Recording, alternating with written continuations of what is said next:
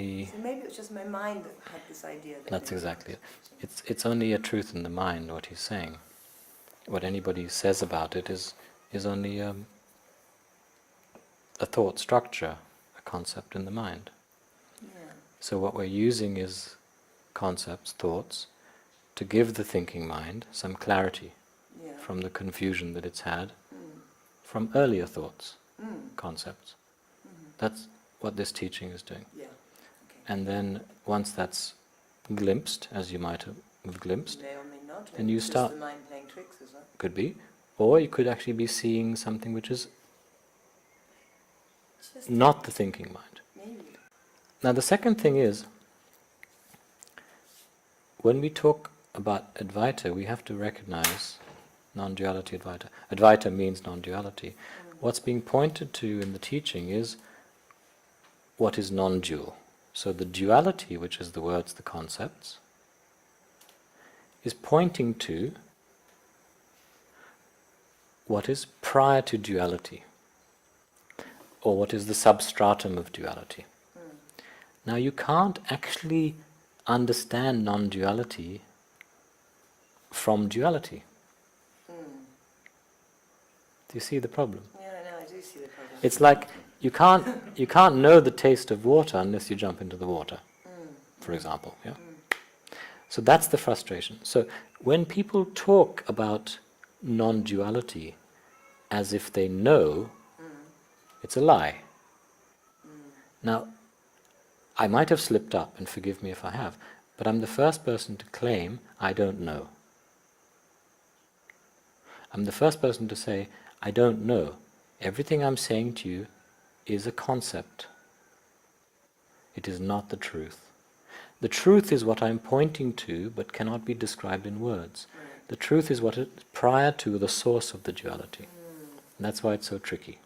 And this is why you do these exercises in the workshop, to help us maybe understand something for ourselves. Exactly. Each individual person. Yes. And what will be triggered how, whether it's in the thinking mind, the emotional body, the physical body, or the energy body, I have no idea. And that triggering of it could lead the person to understand themselves, but not through the thinking mind. Yeah. This is very much for the thinking mind. Yeah. Self-inquiry directly accesses the place which is the source of the thinking mind, the I, me thought. So we're doing different things in different ways. I'm very different to my teacher. He never did any of these exercises.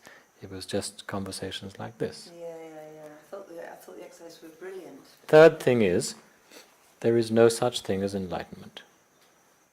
So if there's no such thing as enlightenment, there can't be higher or lower enlightenment. Higher or lower is a concept from the thinking mind. Because the thinking mind can only categorize things, label things, describe things. Enlightenment is not a thing. So when we talk about an enlightened being, it's nonsensical.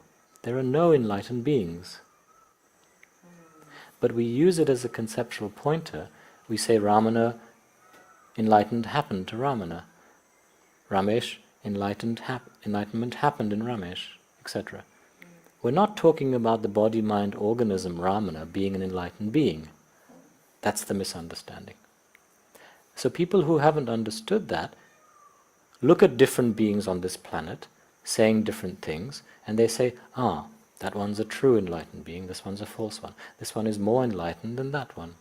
Because they're still looking at it from the thinking mind functioning in duality, labeling, describing something that's good or bad, better or worse. What's being pointed to is that none of us have even been these beings. Even though we're having a sensory experience now, which makes us feel separate, excuse me for stroking your leg, and we're having these thoughts and feelings, I'm having some sensual thoughts right now, I'm not actually, a little lower please, I'm not actually a separate being to him. I never have been. Even though we are feeling these things through our five senses and our thoughts, we've never actually been separate beings. That's what the teaching is pointing to. We've always only been consciousness, the divine, which appears as 15, 16 apparent separate body-mind organisms with egos and behaves in different ways. So, Go ahead, go ahead. well, I was just going to say, supposing there are a few people in this room who, like me, think it could be kind of quite interesting to improve our lives, to live in consciousness, if you like, conscious of what we do all the time. That's how I understand it anyway. So that we're not aggressive to people unnecessarily, or so we don't hurt ourselves unnecessarily, actually live a life that's peaceful because we're living consciously. Is that what it means? Because I'm a bit confused sometimes. So What it means. it's part of what it means, Yeah, and okay. I've So started... It's an easy way for me to understand it. It's a very easy way. So let's go for that. So for example, the Buddhist teachings talk about that much more. To be compassionate, loving kindness, to befriend ourselves, our mind, etc. Yeah? We're basically trying to improve what is here so that we can have better relationships with ourselves and with other people. Or putting it simply, we're trying to accept and love ourselves more, all parts of ourselves. So we feel more comfortable, first of all, within ourselves, and then eventually with other people. Yeah. And if we recognize the reason we don't love ourselves and don't accept ourselves more is mainly because we haven't been taught how to. Our parents didn't, for thousands of generations we haven't. Yes. So if nothing else, if people take that away from either therapy, counseling, Advaita, whatever it is, it's a blessing in their lives. It's probably very boring for all the other people. No, not at all, because this is the core of it. So if we can't have that, then our life is still going to be uncomfortable.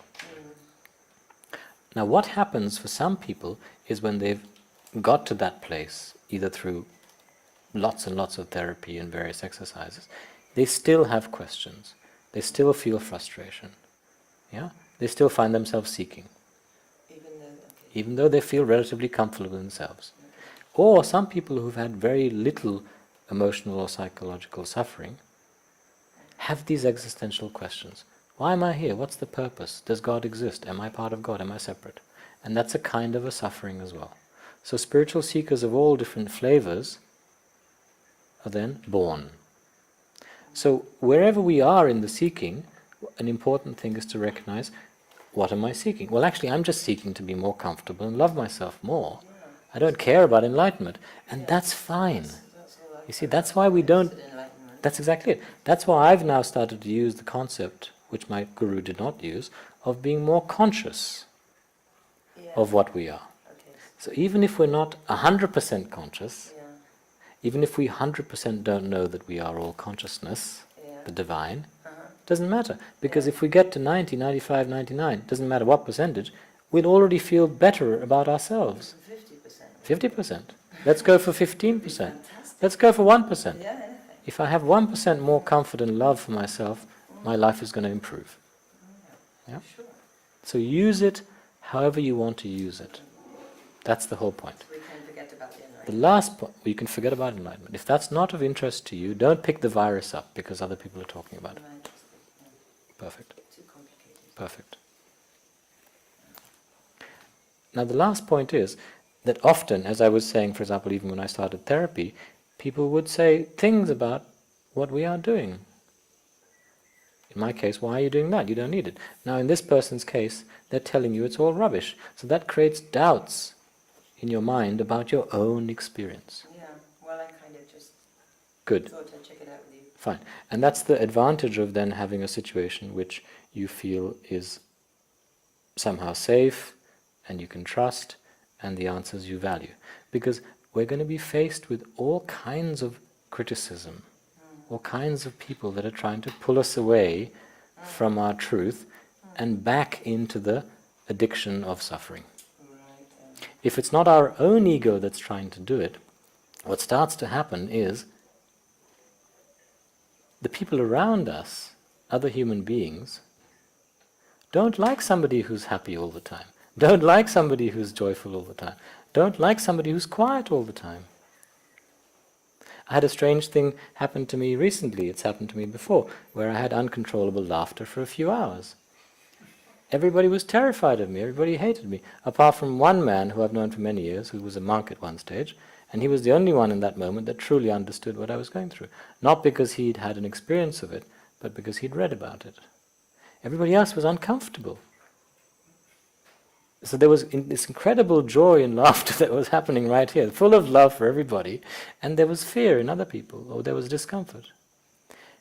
Because we are so addicted, the ego is so addicted to the suffering that's been created by the two beliefs of I am separate, I am the author of my actions, that it doesn't like meeting the truth.